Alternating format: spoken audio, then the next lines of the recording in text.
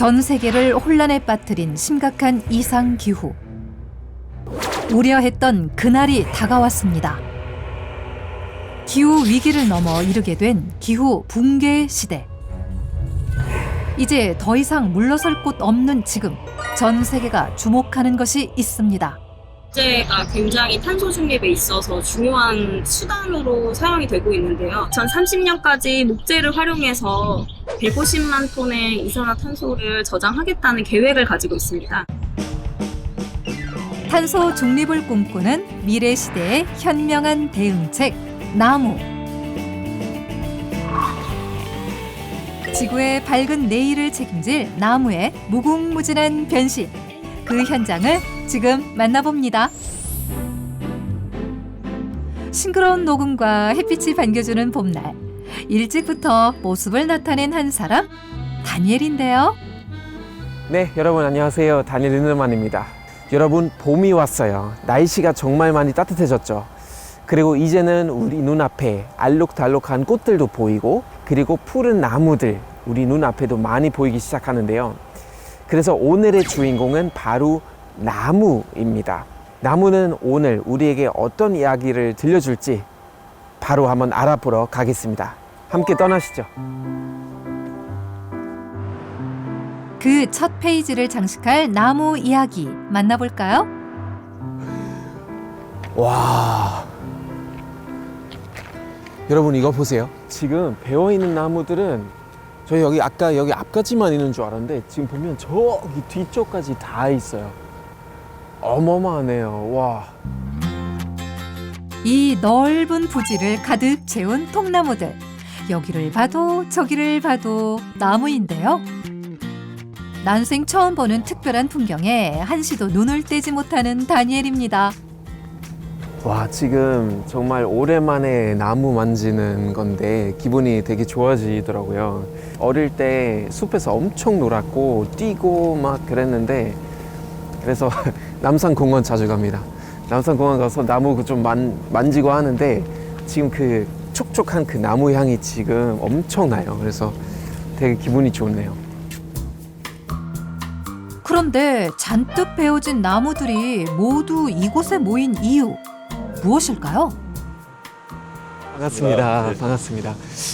와, 저는 아까 들어오면서 캐나다 온 줄 알았어요. 네. 정말 뭔가 약간 국립공원에 들어온 약간 그런 느낌이었는데 지금 보니까 규모가 어마어마하네요. 우리나라에서는 가장 큰 국산 목재 가공 공장입니다. 그래요? 우리나라에서 생산되는 국산 목재를 가공해서 건축재나 조경시설재로 이렇게 공급하고 있는 곳입니다. 아, 그렇구나. 그러면은 굉장히 다양하게 활용하시겠네요, 나무들을. 예, 그렇습니다. 주로 이제 건축재, 집을 지을 수 있는 모든 재료가 다 나온다고 생각하시면 됩니다. 늘 자연과 함께하는 듯한 편안함을 주는 나무는 우리 일상의 대부분을 영위하는 건축물의 자재로서 더없이 훌륭하다는데요. 저는 사실 제 듣기로는 나무는 우리가 많이 좀 유지하고 산림이 유지돼야 좀 환경에 좋잖아요. 근데 이렇게 베어도 괜찮아요? 나무가 오래될수록 탄소 흡수 능력이 떨어집니다. 그래서 가급적이면 빨리 베고 새로 있는 나무를 조림을 해서 심어서 네네. 탄소 흡수 능력을 키우는 게 중요합니다. 아, 그렇구나. 아, 그건 몰랐어요. 그거 이제 나무도 나이 들면 그 탄소 떨어집니다. 저장 능력 이제 떨어지는구나. 우리나라는 국토의 60%가 산림으로 이루어져 있어 풍부한 산림 자원을 형성하고 있는데요. 하지만 문제가 하나 있습니다. 바로 숲을 이루는 나무들이 고령화되었다는 것. 나무도 굉장히 어릴 때에는 이산화탄소를 충분하게 흡수해서 그다음에 대사에 활용하고 또 다시 산소를 내뿜고 하는 광합성 작용을 하는 것이고, 노령화가 되면 사람이 늙는 것처럼 기능이 떨어지게 됩니다.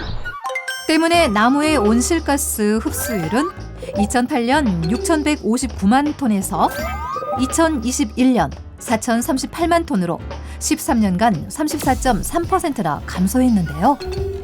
이 속도라면 2050년엔 우리 산림의 탄소 흡수량이 1,400만 톤까지 대폭 떨어질 것이라 전문가들은 예상하고 있습니다. 대사 활동이 떨어지는 늙은 나무들은 베어서 이제 목재로 수확을 해서 목재로 사용을 하고, 그다음에 그 자리에 다시 어린 나무를 심어서 효율적으로 산림을 계속 관리하고 우리가 산림이 주는 혜택을 누릴 수가 있습니다. 이젠 산림의 순환을 통해 그 효율을 높여야 할 때. 그렇다면 벌목을 통해 숲을 떠나게 되는 나무들은 어떻게 해야 좋을까요? 목재 자체가 탄소 저장고입니다. 목재의 물리적인 무게의 절반이 탄소라고 이해하시면 되는데요. 목재로 수확을 해서 제품을 만들거나 우리가 사용하면 그만큼의 탄소를 오랫동안 저장할 수 있게 되는 거거든요.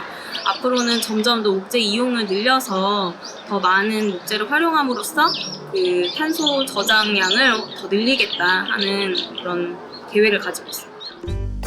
지구를 살릴 수 있는 똑똑한 목재 활용이 너무나 중요해진 것이죠. 여기가 이제 원목이 처음 들어와서 1차 제재가 이루어지는 겁니다. 1차 세제야? 하지만 모든 나무가 활용 가능한 목재로 탄생하는 건 아니라는데요. 별도의 제재 과정을 통해 목재의 뒤틀림, 갈라짐 등을 최소화, 용도 및 크기별로 재단한답니다. 와, 나무 자르는 그 기계를 보니까 되게 신기했었어요. 전 처음 봤는데 이제 우리가 보고 있는 거 이거 결과물인가요? 지금? 최종 결과물은 아니고요. 이제 1차 제재를 마친 제재목이 되겠습니다. 나무가 얼추 용도에 맞게 다듬어지고 나면 꼭 거쳐야 하는 과정이 있는데요. 바로 고온에서 건조하는 것. 이때 고온의 수증기를 이용하면 목재가 한층 부드러워지고 머금고 있는 수분들까지 완벽히 제거된다고요. 목재는 건조가 생명입니다. 목재 내에 있는 수분을 다 빼내야 나중에 사용을 할 때 목재가 갈라지거나 뒤틀어지거나 또는 썩는 것을 방지할 수가 있습니다.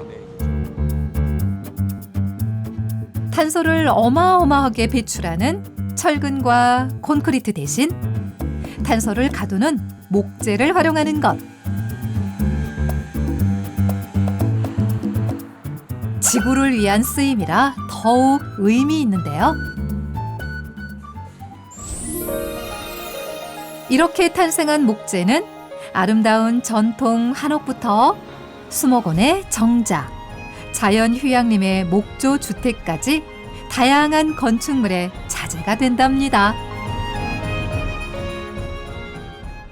지금 국산 목재 자급률이 16%밖에 안 됩니다. 네. 대부분의 목재를 다 수입해 사용하고 있는데요. 우리나라 국민들이 우리 목재를 많이 사용해 주십사고 당부드리겠습니다. 아, 네, 꼭 그랬으면 좋겠습니다. 감사합니다. 네. 고맙습니다. 감사합니다.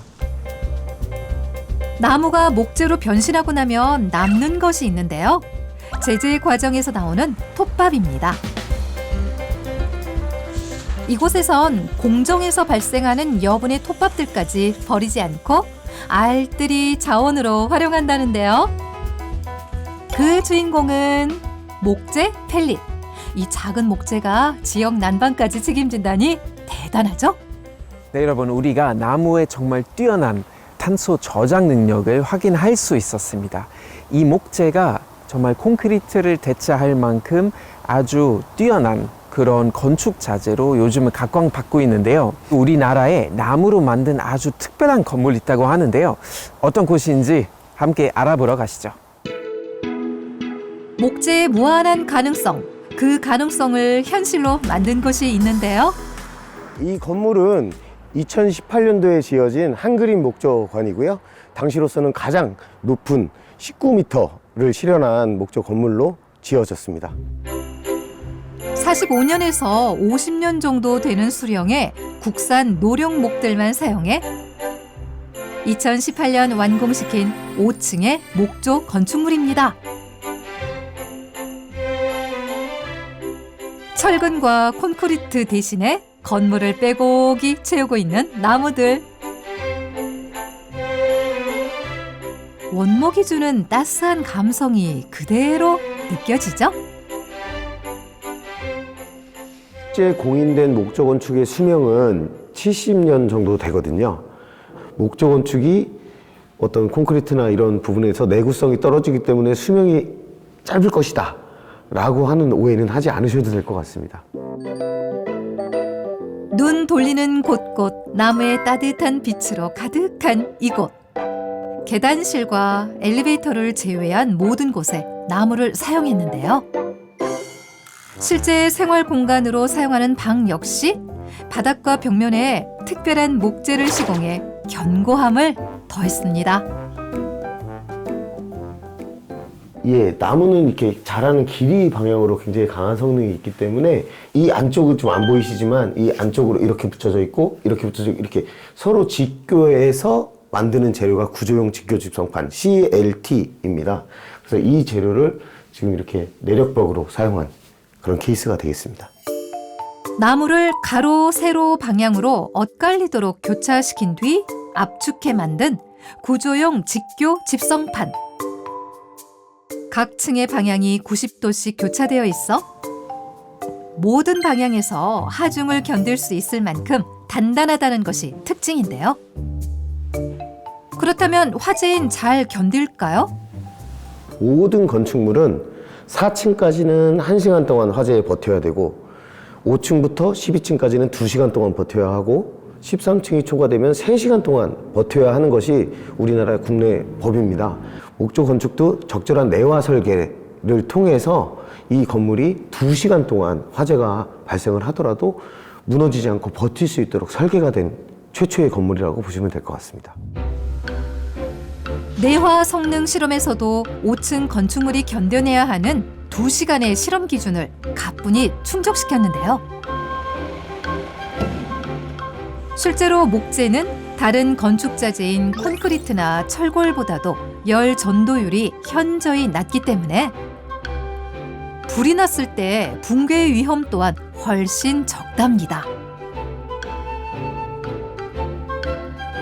저희가 목조 건축의 장점을 이야기할 때 가장 큰 것 중에 하나가 탄소 중립인데요. 탄소 저장고라고 목조 건축을 표현을 하거든요. 이 건물이 5층짜리 1200제곱미터 정도 되는 어떤 연면적을 가지고 있는데요. 그러니까 이산화탄소를 저장하는 게 160톤 정도 됩니다. 이산화탄소를 오래 머금을 수 있도록, 그래서 외기로 배출되지 않도록 하는 것이 목조 건축의 의미라고 볼 수 있겠습니다. 이는 목조 건축물이 기후 위기에 맞설 수 있는 훌륭한 대응 책임을 보여준 것이나 다름없는데요. 와, 여러분 너무 놀랍지 않으세요? 정말 나무라는 소재로 5층 건물까지도 지을 수 있다는 거 보고 저도 이번에 진짜 놀랐습니다. 사실 한국 어떤 전통 주거 문화를 보면 예전부터 나무를 써서 한옥도 만들었잖아요. 그래서 항상 자연과 공존하는 그런 부분이 예전부터 있었는데 이제는 나무라는 소재가 다시 좀 재조명 받고 있습니다. 근데 나무로 건물 짓는다? 그것도 몇 층 높이의 건물? 이게 안전한지, 뭐 층간소음이라든지 이 궁금증을 해결해 줄 수 있는 공간에 찾아가 보겠습니다. 함께 가시죠. 아직 풀리지 않은 의문점을 속 시원히 해결하기 위해 찾아온 곳. 국립산림과학원입니다. 박사님 안녕하세요. 반갑습니다. 네. 예, 반갑습니다. 반갑습니다. 예. 박사님 아까 들어올 때 이미 너무 예뻐 보였어요. 네. 정말 뭔가 어디 숲에 들어오는 약간 그런 느낌이었는데 네. 여기 어떤 곳인지 좀 설명 부탁드립니다. 예, 저희 국립산림과학원에서 네. 숲과 나무에 관련된 다양한 연구들을 하고 있는데 네네. 그 중에서도 여기 우리 실험동은 네네. 목조 건축과 관련한 다양한 실험을 하는 그런 실험 시설입니다. 목재 건축물 관련된 실험하시는 거예요? 예, 그렇습니다. 나무로 지은 건물이 몇 층까지 올라갈 수 있을까요? 나무로 지은 건물이요? 네. 저희 좀 아까 봤던 건물은 제 알기로는 한 5층 정도 됐었는데 그럼 많아봤자 뭐 7층, 8층 정도밖에 되지 않을 것 같다는 생각이 드는데요. 미국에 있는 건물은 네네. 25층 25층이요? 86.6m입니다. 선진국을 중심으로 해서 80층, 70층까지도 목조 아파트나 목조 고층 건물을 세우려는 계획을 갖고 있습니다. 아니 80층까지요? 네, 그렇습니다. 목조 아파트요? 네, 네. 탄소 중립을 위한 대안으로 급부상한 목재. 미국의 25층 목재 아파트부터 노르웨이의 미에스트로네 호텔, 캐나다의 컬럼비아 대학교까지 전 세계가 목재를 주목하고 있는데요. 그건 뭔가 네. 확실히 안전해요? 확실히 안전하고요. 네네. 탄소 중립을 실현하기 위한 핵심적인 재료로서 네네. 목재가 이제 앞으로 많이 활용될 것이라고 생각이 되고 네. 그래서 이제 목재가 약할 것이라는 편견 네네. 이런 것들을 저희가 불식시켜 드리기 위해서 그 부분을 오늘 좀 제가 소개해 드리도록 하겠습니다. 이제 우리도 세계의 흐름과 발맞춰 새로운 시선으로 바라봐야 할 때인데요. 이게 이제 국산 지금 현재로는 낙엽송 수종이 가장 많이 활용이 됩니다. 네네. 그래서 우리나라 낙엽송을 가지고 만든 예 CLT입니다. 근데 진짜 지금 만져보니까 당연히 든든하구나. 약간 이런 느낌이 있네요. 그러니까 그래서 일반적으로 목재가 많이 약할 것이라고 생각을 하시지만 네네. 이제 동일 무게에서의 강도를 목재가 콘크리트보다 한 2배 정도, 그래요? 네, 철재보다 한 9배 정도 더 와. 강한 것으로 일반적으로 알려져 있습니다. 동일한 무게가 있었을 때 목재가 더 버티는 힘이 큽니다. 네. 목재의 우수성을 직접 확인할 수 있는 실험. 그런데 이 기다란 물건의 정체는 뭔가요? 뭐 목재, 콘크리트, 철재 이런 모든 건축 자재들은 적절히 합성하고 하이브리드화 함으로써 더 건축물의 성능이나 이런 부분들을 더 발현을 할 수가 있는 부분이 있습니다. 그러니까 콘크리트랑 나무 합쳐서 네. 그 건축 재재의 하이브리드라고 할 수 있겠네요. 네, 그렇습니다. 뭐 학교 강당이라든가 네. 아니면 여러 가지 넓은 공간을 구현할 수 있는 네. 부재로서 활용이 가능할 것이라는 생각을 가지고 네. 저희가 연구 개발을 하고 있습니다. 목재를 중심으로 소량의 콘크리트를 합성해 만든 하이브리드 부재. 목재의 단점인 가벼운 무게와 콘크리트의 취약한 유연성을 상호 보완하기 위해 손을 잡은 것이죠. 자, 과연 어느 정도의 힘까지 버텨낼까요? 네, 열심히 버텨주고 있습니다. 그러네요. 좀만 더 버텨, 좀만 더 버텨. 7톤을 넘어가고 8톤을 넘기자.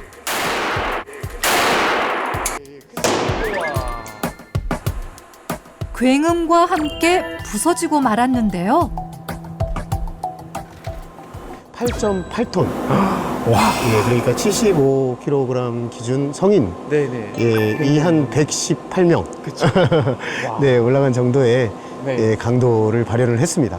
네. 정말 어마어마한 실험인 것 같고 저도 네. 개인적으로 너무 인상적인 것 같아요.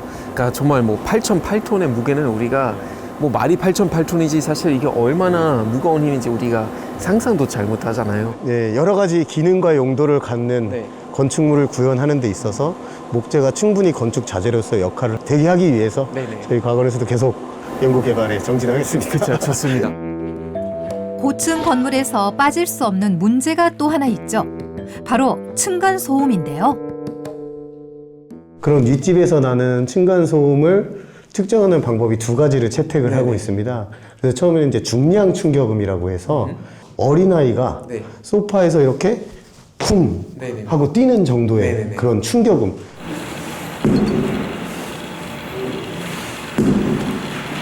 그다음에 또 하나는 경량 충격음이라고 해서 뭔가 그 식탁을 끈다든가 네네네. 뭔가 또각또각 소리가 난다든가 네네. 좀 상대적으로 조금 티키한 고주파 대역의 네네. 잡음 2가지를 가지고 측정을 합니다. 네, 한번 들려봐 주시죠. 층간 소음을 보완하는 바닥 구조. 적용 전과 후의 차이는? 네, 이런 정도의 윗집에서 이런 소리가 나면 큰일 날 것 같아요. 당연하죠, 그죠. 네. 그래서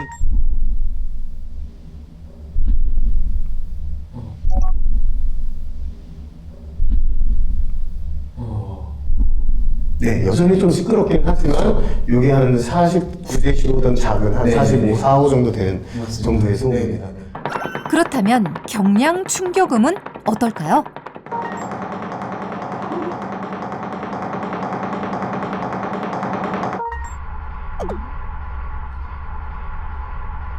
좀 멀리서 들리는 듯한 느낌도 있고 좀 덜하죠. 예, 네. 덜한 소리가 되겠고요.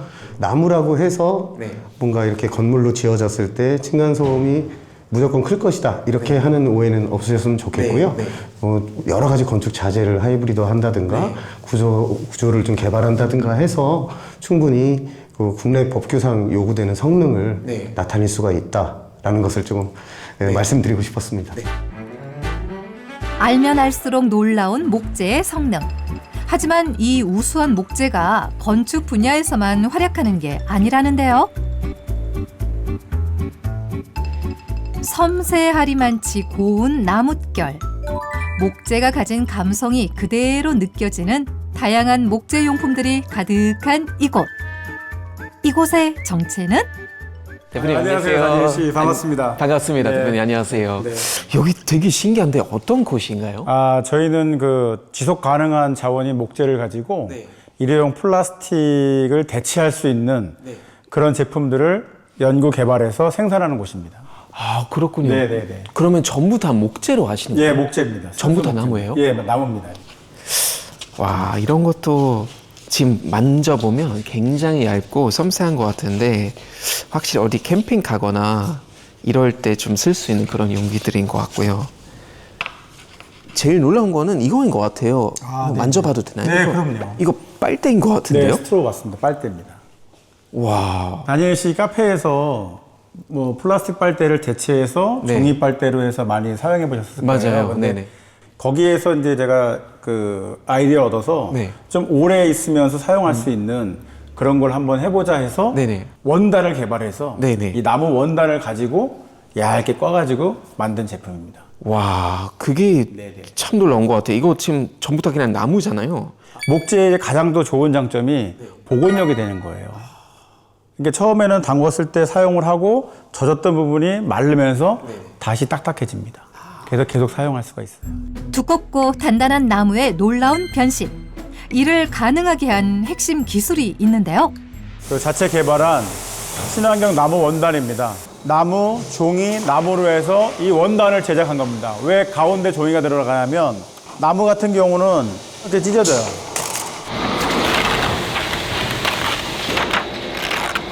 이렇게 찢어지는 성질이 있어서 이 나무만 붙이게 되면 이 찢어지거나 뽀개지는 일이 생겨요. 그래서 그거를 보완하기 위해서 가운데 종이를 넣어서 3레이어로 이렇게 하면 신축성 있게 안 쪼개지는 거예요. 이게 저희 기술이에요.